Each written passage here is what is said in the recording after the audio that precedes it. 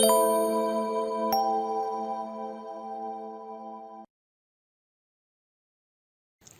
नमस्कार मेरे कंप्यूटर प्रेमियों। इस सीरीज़ में हम कंप्यूटर का काफ़ी डीप नॉलेज लेने का प्रयास करेंगे। तो आज का टॉपिक है रजिस्ट्री। तो पहली बात तो रजिस्ट्री क्या काम आती है। रजिस्ट्री विंडो का डाटाबेस है जहाँ पे वो हर सेटिंग सेव करके रखती है। जैसे ये सामने नोटपैड दिख रहा है, नोटपैड नहीं है, ये टेक्स्ट फाइल है। ये टेक्स्ट फाइल किस सॉफ्टवेयर के साथ में ओपन होनी चाहिए, ये मैंने एक बार तो यहाँ से सेव कर दिया, लेकिन अब ये सेटिंग सेव हुई है, ये कहाँ पे हुई है, तो ये होती है रजिस्ट्री में सेव।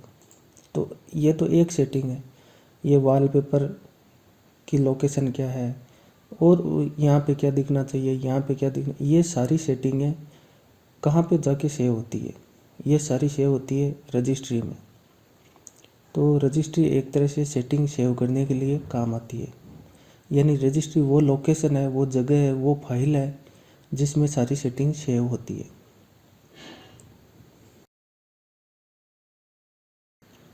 चलिए अब हम जानेंगे कि असल में ये फाइल जिसमें सारी सेटिंग सेव होती है वह कहाँ पे सेव होती है, उसकी लोकेशन क्या है, वह कहाँ पे पाई जाती है। तो ये असलियत में पाई जाती है सी में, विंडोज़ में ये system32 नाम का फोल्डर होता है।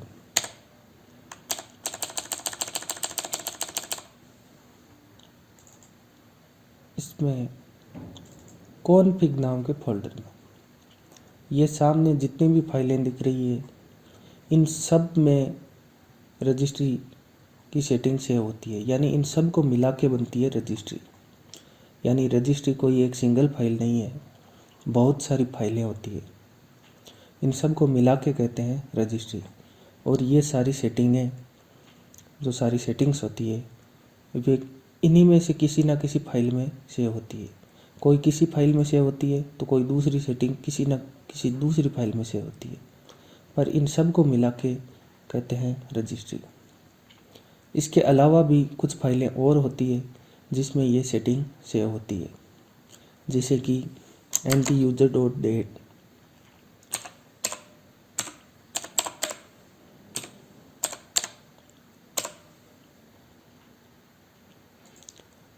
ये यहाँ पे इस यूज़र की सारी सेटिंग्स इसमें सेव हुई है। तो ये भी रजिस्ट्री का ही पार्ट है, ये फाइल भी रजिस्ट्री का पार्ट है, ये भी रजिस्ट्री का पार्ट है, ये सब रजिस्ट्री के पार्ट है। इन सब फाइलों को मिला के रजिस्ट्री बनती है। तो रजिस्ट्री वास्तव में कोई एक फाइल नहीं होकर बहुत सारी फाइलें होती है जिनको संयुक्त रूप से रजिस्ट्री कहा जाता है।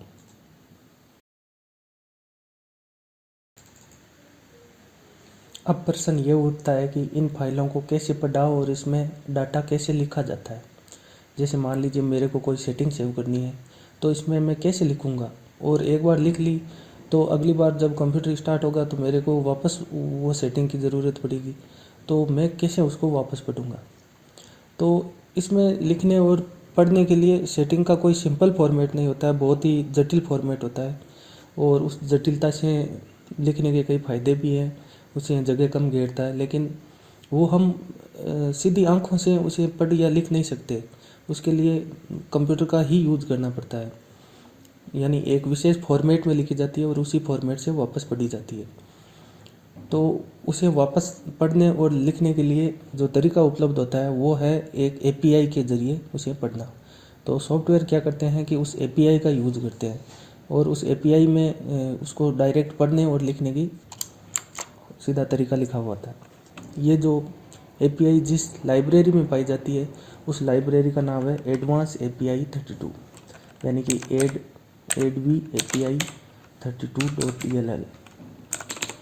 तो ये जो आपको सामने ये फाइल दिख रही है एडवांस एपीआई 32.dll, ये सी विंडोज़ सिस्टम 32 इस फोल्डर में ही है। ये लाइब्रेरी, इसमें सारे फंक्शन होते हैं इन रजिस्ट्री फाइलों को पढ़ने के और लिखने के। तो हम इसमें जो भी फंक्शन होते हैं उनका प्रयोग करते हैं। तो इसमें क्या क्या फंक्शन होते हैं ये हम देख लेते हैं।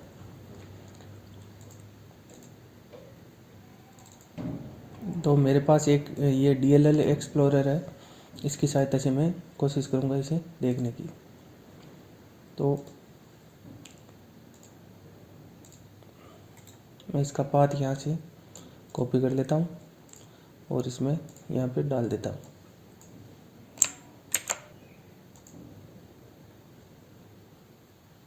तो आप देख सकते हो कि इसमें बहुत सारी एडवांस API सेव है।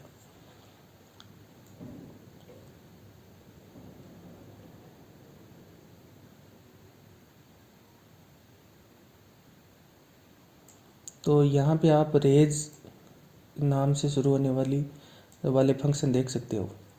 यहाँ पे बहुत सारे फंक्शन है जो इस लाइब्रेरी में मौजूद है, जो रजिस्ट्री को लिख या पढ़ सकते हैं। जैसे ये रेज क्लोज की, रेज कनेक्ट, रजिस्ट्री ए, ये रजिस्ट्री कॉपी ट्री को कॉपी करने के लिए, डिलीट की, किसी की को डिलीट करने के लिए रजिस्ट्री में। तो ये बहुत सारे फंक्शन इस एडवांस API में लाइब्रेरी में मौजूद है। इनकी संख्या बहुत ही ज़्यादा है, तो इसलिए एक एक पर हम बात नहीं कर सकते। जब प्रोग्रामिंग सिखाने की बारी आएगी तब मैं ज़रूर इनके बारे में विस्तार से बताऊंगा। तो सारे सॉफ्टवेयर क्या करते हैं, इन फंक्शन को कॉल करते हैं, इन फंक्शन का यूज करते हैं। और ये फंक्शन, इसमें असली कोड लिखे हुए हैं रजिस्ट्री उन फाइलों को मिलाकर उसमें कुछ लिखने के और पढ़ने के। तो एक्चुअल में उन फाइलों को कैसे लिखना और पढ़ना है वो सॉफ्टवेयर को नहीं सोचना होता है। सॉफ्टवेयर केवल और केवल इन फंक्शन को कॉल करता है और ये फंक्शन वहाँ से उन फाइलों को पढ़ते हैं और उनमें से सेटिंग को आपको दिखाते हैं। या फिर आपकी सेटिंग को सेव करना है तो इन फंक्शन को कॉल किया जाता है और ये फंक्शन ही उन फाइलों में जाके सेव करते हैं। तो हमें सिर्फ इन फंक्शनों से मतलब है, हमें सिर्फ एक लाइब्रेरी से मतलब है, उस लाइब्रेरी का नाम है ये एडवांस API 32। तो इसी एडू API 32.dll का प्रयोग करके कई सॉफ्टवेयर पूरी तरह से रजिस्ट्री को एडिट करने की क्षमता रखते हैं। वे इस लाइब्रेरी के फंक्शन प्रयोग कर करके नई उसमें की जोड़ सकते हैं, डिलीट कर सकते हैं और ऐसे सॉफ्टवेयर बनाए जाते हैं जो रजिस्ट्री को एडिट कर सकें। वैसे तो इंटरनेट पर बहुत सारे ऐसे सॉफ्टवेयर उपलब्ध है जो इस एडू API 32.dll का प्रयोग करके रजिस्ट्री को एडिट कर सकते हैं, लेकिन एक सॉफ्टवेयर विंडोज़ के साथ में ही आता है जो माइक्रोसॉफ्ट का ही बनाया हुआ है।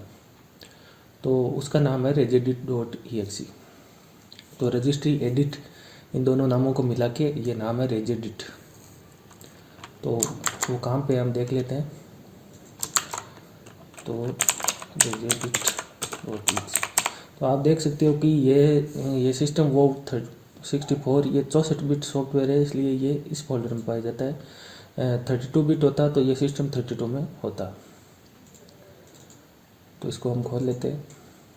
अच्छा, आप चाहो तो इस सॉफ्टवेयर को यहाँ से रन करके भी खोल सकते हो, क्योंकि ये सिस्टम 32 और सिस्टम वाव 64 ये दोनों फोल्डर पाथ के अंतर्गत आते हैं।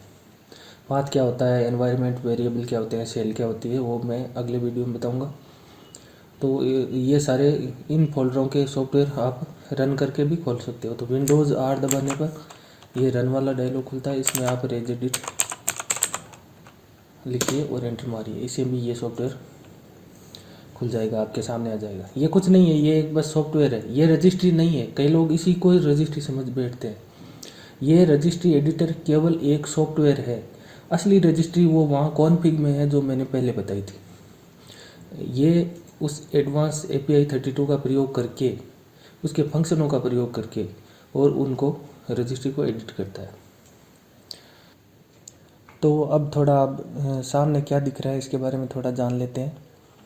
ये जो 5 बड़ी बड़ी चीज़ें दिख रही है, एच की क्लास एज रूट, एच की करंट यूज़र, एच की लोकल मशीन, एच की यूज़र्स एंड एच की करंट कॉन्फ़िग, इन 500 को बोलते हैं रजिस्ट्री हाइव। इनको हाइव भी बोलते हैं और की भी बोलते हैं। तो की क्या होती है, हाइव के बाद में चलते हैं की पर। की क्या होती है, की होती है इसमें जो भी ये जो ट्री व्यू है इसको बोलते हैं ट्री व्यू। ये इसके अंडर में ये है, इसके अंडर में ये है, इसके अंडर में फिर ये चीज़ें हैं। तो ये ट्री व्यू है। इसमें इनको बोलते हैं नोड। ये जो भी सामने दिख रहा है आपको, वो सब नोड है। तो हर नोड पे जो भी चीज़ है इसको की बोलेंगे। तो ये भी की है, ये भी की है, ये भी की है, ये भी की है, ये भी की है, सब की है। यहाँ सामने जो भी नाम दिख रहा है वो सब एक की कहलाता है। KEY की। की के बाद में आता है नाम सबकी। सबकी होता है किसी की के अंडर में जो की आती है वो सारी सबकी कहलाती है। तो जैसे इस की के अंडर में ये सबकी है, ये सबकी है, सबकी है। पर आप बोलोगे इसे मैंने की भी बोला था, तो ये है तो की ही, लेकिन ये इसके अंडर में आ रही है, लेकिन इसलिए इसकी ये सबकी है तो की, लेकिन इसके लिए ये सबकी है। वैसे ही ये खुद इस स्टार के अंडर में सबकी है। तो की सबकी समझ में आ गया होगा। जैसे एक बेटा होता है, वो भी तो एक बाप होता है। तो वैसे तो बेटा होता है, लेकिन वो भी बाप हो सकता है। तो वैसे की और सबकी है। तो इसके बाद में चलते हैं हम इसके सर्च फंक्शन पर। तो पहले किसी भी मेन हाइव को सिलेक्ट कर लीजिए आप। उसके बाद में आपको, और हाइव को क्यों सिलेक्ट करें, इस कंप्यूटर को ही सिलेक्ट कर लीजिए। पर आपको किसी हाइव में सर्च करना है तो हाइव को सिलेक्ट कर लीजिए, और पूरे कंप्यूटर में सर्च करना है तो कंप्यूटर को सिलेक्ट कर लीजिए। जैसे लोकल मशीन, इसमें मेरे को कुछ सर्च करना है तो मैं जाऊंगा एडिट में यहाँ पे आता है फाइंड ऑप्शन। फाइंड में मैंने लिख रखा है वॉलपेपर। मेरे को क्या क्या सर्च करना है, की, वैल्यूज़, डाटा। तो पहले मैं बता देता हूँ वैल्यूज़ और डाटा क्या होता है। तो ये तो सारे हैं हाइव, की और सबकी, ठीक है। और ये है वैल्यू का नाम, और वैल्यू के नाम के आगे लिखा होता है इसकी असली वैल्यू, जिसे डाटा बोलते हैं। तो यह हो गया वैल्यू नेम, और ये हो गया डाटा। यहाँ हो गया हाइव, की, सबकी। यहाँ हो गया वैल्यू नेम, और उसके सामने ये डाटा। तो मेरे को क्या सर्च करना है वो यहाँ पे मैं टिक कर लेता हूँ। तो मैं यहाँ पे सर्च करता हूँ वॉलपेपर। तो ये यहाँ पे वॉलपेपर मिल गया। अब अगला सर्च कैसे करेंगे, ये तो पहला रिजल्ट आया सर्च का। अब दूसरा रिजल्ट के लिए आप कीबोर्ड पे F3 दबाओगे। क्यों दबाओगे, कहाँ से पता चला, यहाँ पे लिखा हुआ है कि फाइंड नेक्स्ट। अगला सर्च करने के लिए F3 दबाएं, तो इससे जस्ट आगे वाली वैल्यू सर्च हो जाएगी। अब इसके आगे वाला रिजल्ट आएगा। इसके बाद में कहाँ पे ये वॉलपेपर लिखा हुआ है वो।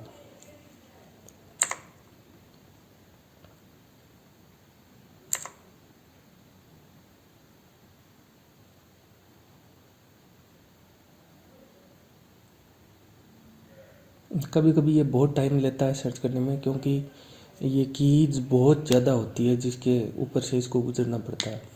एक एक को देखना पड़ता है कि भाई ये इसे मैच हुई या नहीं हुई। हम अभी कहाँ पे हैं इसका पता लगाने के लिए आप ऊपर एड्रेस बार देखिए। ये हम यहाँ पे है कंप्यूटर के अंदर, एच की क्लासेज रूट, यहाँ पे इंटरफेस, फिर इसके अंदर ये CLS ID है, जो भी है इसके अंदर है।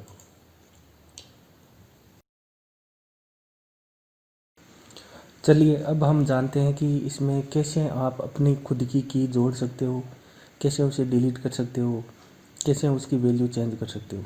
तो मैं पहले से किसी की में कोई चेंज नहीं करूँगा, क्योंकि वो कंप्यूटर की सेटिंग होती है और उससे वो चेंज हो जाएगी तो कहीं कोई गड़बड़ ना हो जाए, इस डर से।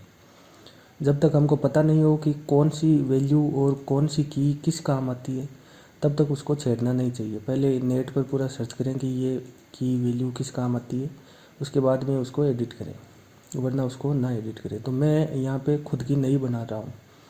तो ये एच की करंट यूज़र जो कि मैं हूँ, अब करंट यूज़र इसका कंप्यूटर का मैं हूँ, इसके अंदर में मैं ये की नहीं बनाता हूँ। तो नहीं बनाने के लिए न्यू पे जाना है और यहाँ पे की पे क्लिक करना है। तो ये बन गई। इसका अब मैं कुछ भी नाम देता हूँ, टेस्ट, मान लीजिए ये टेस्ट मैंने नाम दे दिया। तो ये एक की बन गई। अब इसके अंडर में एक की बनानी है, यानी इसकी एक सब की बनानी है। तो मैं इस पर क्लिक करूँगा और फिर न्यू पे जाऊंगा, की पे जाऊंगा, तो इसके अंडर में बनेगी अब की बार। तो ये बन गई एक सब की।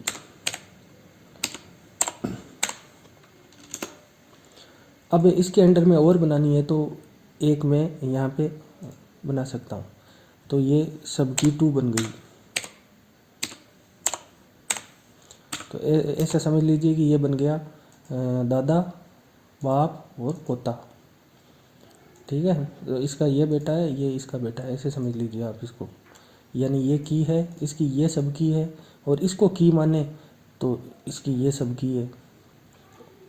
और इसके अंडर में दोबारा एक और की बनानी है, तो जिसके अंडर में की बनानी है केवल उस पर क्लिक करके न्यू की करना है बस। तो इसके अंडर में एक और बन जाएगी। तो अब इसके इस बाप के 2 बेटे हो गए, इसके 2 बेटे हो गए, एक ये हो गया, एक ये हो गया। इसके तो एक खुद के भी बेटा हो गए, ऐसे समझ लीजिए इसको। ये एग्जाम्पल के लिए बता रहा हूँ आपको की और सब की समझाने के लिए। क्योंकि आप जब नेट पे कुछ भी सर्च करोगे कि ये काम कैसे करें, वैसे भी वो काम कैसे करें, तो हमेशा यही लिखाएगा कि सबसे पहले ये की बनाइए, फिर ये सब की बनाइए। तो आपको ये समझ में मुश्किल से आएगा कि की क्या होती है और सब की क्या होती है। तो इसलिए मैं जानबूझ पे इस पर जोर दे रहा हूँ। इसके बाद में इसकी बनानी है वैल्यू। तो यहाँ इसको आप वापस भी डिलीट कर सकते हो, ये डिलीट से ये डिलीट हो जाएगी। तो ये सबकी डिलीट हो गई। और इसके अंडर में यहाँ पे कुछ वैल्यू बनानी है, और मान लीजिए इसके अंडर में बनानी है, यहाँ पे कुछ बनाना है, इस टेस्ट के अंडर में यहाँ पे कुछ बनाना है। तो पहले मैं इसको डिलीट कर देता हूँ ताकि आप कंफ्यूज ना हो। तो इसके अंडर में यहाँ पे सिर्फ एक ही दिख रहा है अभी तो डिफ़ॉल्ट। अब मेरे को यहाँ पे कुछ बनाना है, तो मैं क्या बनाऊँ, कैसे बनाऊँगा। तो यहाँ पे ये वैल्यू का टाइप चुनना है हमको, क्योंकि यहाँ पे है ये डाटा अलग अलग प्रकार का होता है। यहाँ पे आप स्ट्रिंग भी सेव कर सकते हो, बाइनरी डाटा भी सेव कर सकते हो, और बूलियन भी सेव कर सकते हो, कुछ भी सेव कर सकते हो। तो पहले यहाँ पे चुनना पड़ता है कि किस टाइप की वैल्यू आपको चाहिए, वैल्यू का प्रकार चुनना है। तो मेरे को मान लो मेरा नाम सेव करना है, तो मैं स्ट्रिंग वैल्यू सर्च करूँगा। तो वैल्यू का नाम, तो यहाँ पे मान लीजिए मैं यहाँ पे नेम ये कर देता हूँ। अब ये तो वैल्यू का नाम हुआ, असली वैल्यू यहाँ पे लिखी जाएगी यहाँ पे। तो इसको कैसे करूँ, तो इस पर डबल क्लिक करना है और यहाँ पे इसका वैल्यू का नाम मैं, तो ये यहाँ पे मैंने ये वैल्यू और वैल्यू का नाम दोनों बना लिए यहाँ पे। ठीक है, इसी तरह मेरे को एक और बनानी है, तो मैं और एक अब की बार बाइनरी करूँगा, इसका कुछ भी नाम देते थे। और इसको एडिट कैसे करेंगे, यहाँ पे ये बाइनरी वैल्यू बाइनरी में लिखी जाती है, जैसे हेक्साडेसिमल नंबरों में लिखी जानी है ये। वैसे फ़िलहाल ये कम्प्लीटली बाइनरी में ही लिखी जा रही है, ये 8 बिट लिखे हुए हैं यहाँ पे। इसके बाद में मैं और किस टाइप की वैल्यू बना सकता हूँ, यहाँ पे डिवाइड 32 बिट वैल्यू बना सकता हूँ, क्यूवर्ड ये इंटीजर वैल्यू है, यहाँ पे ये इंटीजर वैल्यू है। और मल्टी स्ट्रिंग वैल्यू बना सकता हूँ, जिसमें बहुत सारी स्ट्रिंग यानी एंटर मार के भी लिख सकता हूँ। और एक्सपेंडेबल स्ट्रिंग वैल्यू बना सकता हूँ। तो इस टाइप की वैल्यू यहाँ पे मैं बना सकता हूँ। और आपको अगर बिल्कुल समझ में नहीं आ रहा, जैसे कि मेरे को नहीं समझ में आ रहा है कि एक्सपेंडेबल ये क्या है, तो हम यहाँ पे क्लिक कर करके किसी न किसी के अंडर की ये वैल्यू देख सकते हैं कि ये किस टाइप की वैल्यू है। अगला जो हमारा सीखने का चैप्टर है वो है कि कैसे किसी की और वैल्यूज़ को हम सेव कर सकते हैं और किसी दूसरे कंप्यूटर में या कभी कंप्यूटर को रीसेट करें तो वापस जोड़ सकते हैं। जैसे मान लीजिए मैंने ये टेस्ट वाली यही बनाई है, इसके अंदर में ये वैल्यूज़ है, तो इसको सेव कैसे करूं। मान लो कल को ये डिलीट हो जाए तो वापस मेरे को एक एक करके ये जोड़नी पड़ेगी सारी। इसकी जगह एक फ़ाइल के रूप में सेव हो तो मैं डायरेक्ट वो फाइल ही इसमें लोड कर दूं, तो ये डायरेक्ट आ जानी चाहिए वापस। तो ऐसा भी हम कर सकते हैं। कैसे करेंगे, इस पर राइट क्लिक करें और ये एक्सपोर्ट वाला फंक्शन है, एक्सपोर्ट पर क्लिक करें। तो मैं इसे एक फ़ाइल बनेगी .reg एक्सटेंशन की। तो इसको कहाँ पे सेव करना है, मान लीजिए मेरे को डेस्कटॉप पे सेव करना है। यहाँ पे मैं नाम दे देता हूँ इसका कुछ भी, ठीक है। इसके बाद में मैं इसको सेव कर देता हूँ। तो इसको सेव कर दिया, तो यहाँ पे ये फाइल बन गई। अब इसको देखते हैं कि ये किस टाइप की फाइल है। तो इस पर डबल क्लिक नहीं करना है, इस पर राइट क्लिक करेंगे और इसको ओपन विथ नोटपैड कर देते हैं। तो इसमें लिखा हुआ है, क्या लिखा हुआ है, इसका ये फॉर्मेट है इस फाइल का कि विंडोज़ रजिस्ट्री एडिटर वर्जन 5.0 और ये एच की क्लास एज एच की करंट यूजर के अंडर में टेस्ट नाम की है और इसके अंडर में वैल्यू का नेम तो है नेम और इसकी असली वैल्यू है मनोज भाकर पिसेम, ये मेरा नाम। इसी तरह एक और की वैल्यू है जिसका नाम तो है कुछ भी और इसका जो वैल्यू है वो है हेक्स और हेक्स के आगे कुछ भी नहीं लिखा हुआ क्योंकि उस टाइम मैंने कुछ भी नहीं लिखा था।